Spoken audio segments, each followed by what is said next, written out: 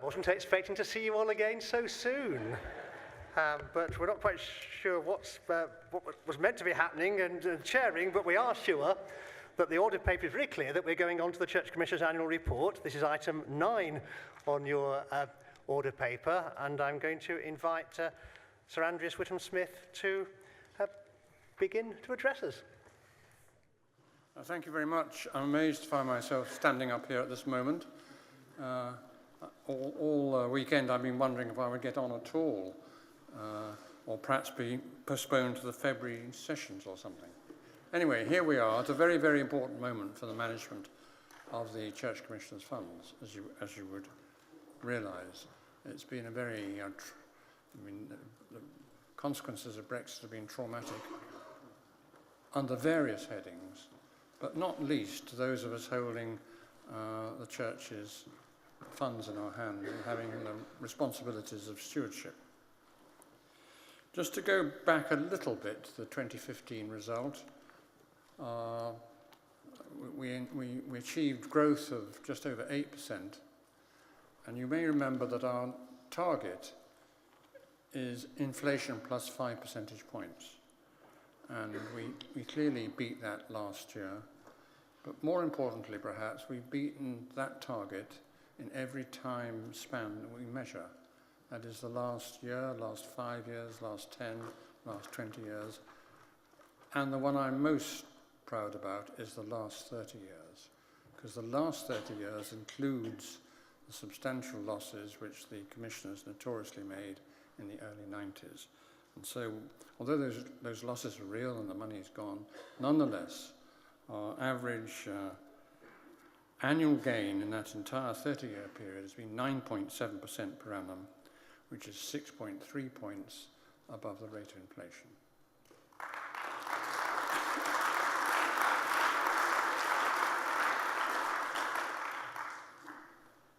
Now, the annual meeting of the Church Commissioners a few weeks ago, I was quite gloomy about the outlook. And I warned that it would be very difficult for us to make the sort of returns I've just described to you in the near future. There's the slowdown of the Chinese economy, and also what's been undermining confidence, very much indeed, is the realization that governments don't any longer have the means to deal with a recession should we enter one. They can't cut interest rates any longer because they're as low as they will go. They can try this so-called quantitative easing, which is pumping money into the economy, but what we know from our experience of that is that it drives up the prices of assets, but it doesn't actually do very much for economic activity.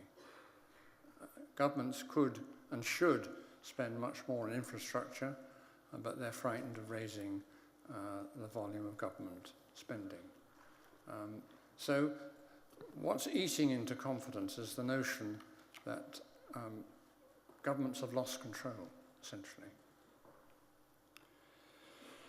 And then comes Brexit, which we're all saying what we voted. So I voted to remain. Emotionally, I was in favour of leaving, because I don't like the European Union very much, but I voted to remain because of what I perceived, as many did, to be the economic consequences, which I didn't care to visit on our fellow citizens, and now we see them in front of us.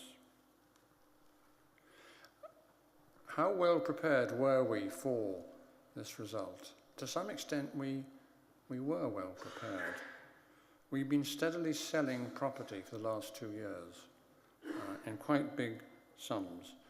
A lot of the property which we still own and will go on owning for quite a long time either has reversionary potential or it provides opportunities for active management. Now, by reversionary potential, I typically mean our agricultural holdings where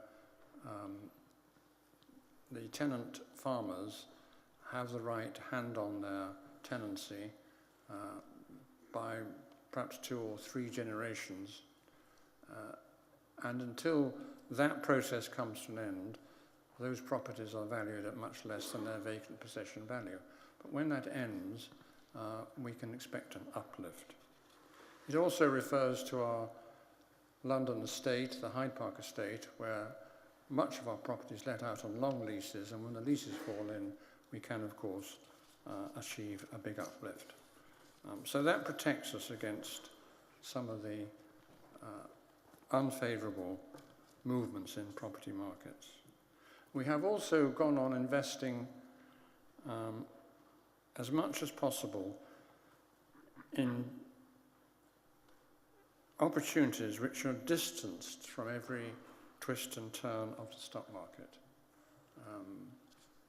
By some of these would, for instance, be credit strategies where we make funds available when companies are being reconstituted after some sort of financial problem. We've also built up new asset classes. A lot of our resources now are involved in private equity, which has been giving us a return of 12.5% per annum for some time.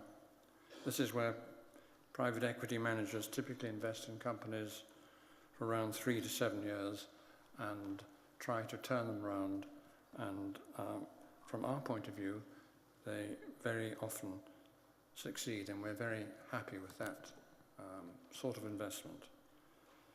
And secondly, we've built up large holdings of forestry in the United States and in this country. It's a remarkable fact that starting from nothing 5 years ago, we're now the second largest owners of timber, forestry, in this country after the Forestry Commission, which is a remarkable achievement. In a way, it shows how undervalued forestry is. And it's so far served us extremely well and returned well above what we expect from our investments. So where is our portfolio today after the events of the last 2 weeks? From our point of view, you may be surprised to hear me say this. From our point of view, the decline in the value of sterling has been a great benefit. 45% of our assets are owned outside this country, and those assets have appreciated immediately as a result of the fall in the pound. And that's produced a very hefty gain for us. You can see that in the financial markets. The FTSE 100, which has all the big companies with many overseas assets, is up, and the FTSE 250, which is the much smaller companies, is down. And we've certainly benefited from that. On the other hand, I mentioned property. The closure of a number of property retail funds to investors, so they can't get their funds out as they thought they could, has cast a pall over property markets. Nobody knows how much property markets are down. I mean commercial property markets. Nobody knows how much they're down until we actually get a transaction between a willing seller and a willing buyer. But people are guessing that values may be 10 to 20% down. So I would say that on balance, we are slightly up at the moment since the day of the referendum. I would say that's the case on balance. But until we see transactions, we can't know exactly where we stand. Now, there's that phrase about canaries in the coal mine, and there are two which I'm keeping my eye on. We used to worry a lot, and still do to some extent, of over-borrowing, but there's something else which is happening, which is when there's a shock to the world economy, investors rush to what they think are safe assets, and they rush in such numbers that a sort of crowding develops. So if the music stops or the events change, they find it very difficult to exit and have to take quite big discounts to get out. And that's very, very dangerous. And we seek to keep away from those markets as far as we can. And secondly, as you will have read, there's a a persistent fall in the yields on government securities, which is always and has been a classic danger sign that many people simply don't believe in economic recovery, and they prefer to take very low returns in the gilt-edged market than chance their arm with equities. And that's another canary in the coal mine. The minute you've let me have allows me to tell you what will this do to our distributions. I ask my colleagues to say, if our assets drop by 5% per annum for 5 years, 5 plus 5 plus 5 plus 5, where would we be? Would we still be able to maintain our distributions? And the answer is yes. Second question, how many years could we go with minus 5s until we couldn't maintain our present level of distributions? And the answer to that is 8. I don't know whether you think that's cheerful news, but it is some reassurance. Thank you.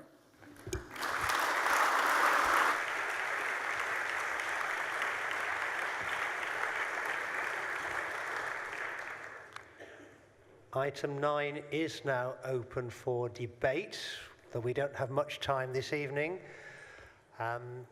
Yes, the lady over there, please, in the middle. We're going to say 2 minutes, I'm afraid, because we're going to try and complete this item this evening if we possibly can. Do we have anybody else standing at the moment? Yes, next, Giles. Penny Allen, Lichfield 335. In view of the increase in child poverty and the increase in poverty in general in this country, I wonder whether the Church Commissioners will consider investing, this is a question, in social housing and also in credit unions. I feel both of these very worthy causes would be seen as the Church doing something very active to assist people in current situations. Thank you. Thank you. Giles, I think it was, yes? Giles Goddard, Southwark 220. Thank you very much for your report and congratulations on your returns and continuing to outstrip inflation. There's an underlying challenge, though, around growth and economic growth, which is that it implies the greater use of the world's resources, which implies more pollution. As you know very well, we're facing huge challenges in terms of carbon output reduction, and we need to see a reduction in carbon emissions by 2020 and in real terms. I congratulate the Commissioners on supporting the Transition Pathway Initiative, but do you think it's going to be fast enough for us to be moving towards a low carbon economy by 2020? Thank you. I see nobody else standing at the moment, so I'm going to call, is it the second Church Estates Commissioner, or who's responding? Is it Andreas again? Yes? We are very close to 1:15. I don't know whether you're going to get us in before quarter, but can we have an extension by 5 minutes, Synod? Yes? Any against that? No? Okay, we've extended by 5 minutes. Andreas, you have up to 5 minutes. Thank you very much indeed. Thank you for those two very good questions. On child poverty, I mean, how could one not notice what's going on? First of all, you asked about credit unions. We did contribute substantially to the setting up of the Church Credit Union. And secondly, we do have a lot of what we call strategic land, which is agricultural land where there is a good development prospect.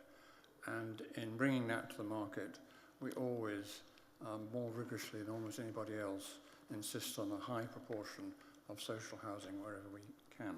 So we're very aware of that issue. On carbon reduction,